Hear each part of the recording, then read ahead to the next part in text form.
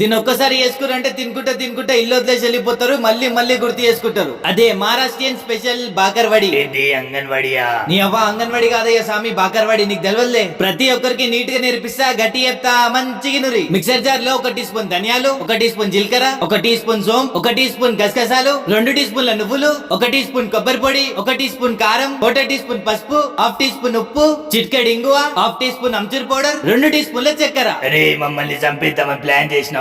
నీ ఆపవయ్యా నువ్వు. ఇక మిక్సర్ జార్ ని భూచక్రం లెక్క దింపుకుంటే సనుష్క లెక్క పౌడర్ కొట్టురి. ఇప్పుడు బౌల్ లో 1 కప్పు మైదా, సగం కప్పు శనగపిండి, చిటికెడు వామ, 1/2 టీ స్పూన్ ఉప్పు, 2 టేబుల్ స్పూన్ల నెయ్యి లేదా నూనె వేసుకుని తిప్పుకుంటా మంచిగా కలుపుకోండి. ఏంటి తలకాయ దింపాలా? అయ్యో తలకాయ ఒకటి ఎందుకు దింపుతావు? నిచ్చెనేసుకుని పైన ఫ్యాన్ కూడా దింపు. నువ్వు నీ నడువిడికెళ్ళి చల్లే గానీ కొన్ని నీళ్ళు వేసుకుంటా మంచి పిసుకుంటా చపాతి పిండి కన్నా గట్టి కలుపుకోండి. ఇగో నేను చూపిస్తున్న విధానం కలుపుకొని మూత పెట్టుకుని ఒక 10 నిమిషాలు వదిలేయండి. ఇప్పుడు సగం కప్పు నానబెట్టుకున్న చింతపండుని పిసికి గుజ్జు తీసి ఒక బౌల్ వేసుకోండి. అందులో 2 టేబుల్ స్పూన్ల బెల్లం వేసుకుని చిక్కగా అయ్యేంత వరకు మీడియం ఫ్లేమ్ లో కలుపుకోండి. అరే ఏరోప్లేన్ కి బ్రేకులు ఉంటాయా? ఇగో ఇంత చిక్కగానే చల్లార్చుకోండి. బ్రేకులుంటాయా రేకులుంటాయా అని మధ్యలో వచ్చినంటే నీకైతే ఈప్ల వాతలుంటాయి. సరే గానీ 10 నిమిషాల తర్వాత మన పిండిని రొట్టెల కర్రతోని చాపలేక పెద్ద చేసుకోరి. అరే చేపల పులుసు కేక్ చేయొచ్చు కదరా?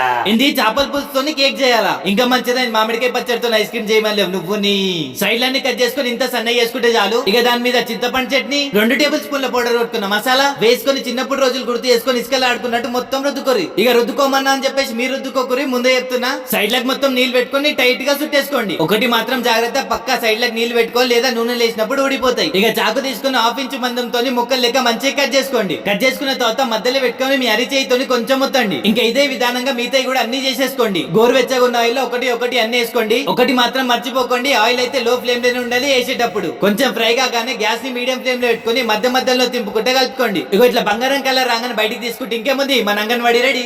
కాదు బాకర్వాడి రెడీ. వీలున్నప్పుడు చేసుకోండి. ఇది ఎంత మందికి తెలుసో కామెంట్ చేయండి.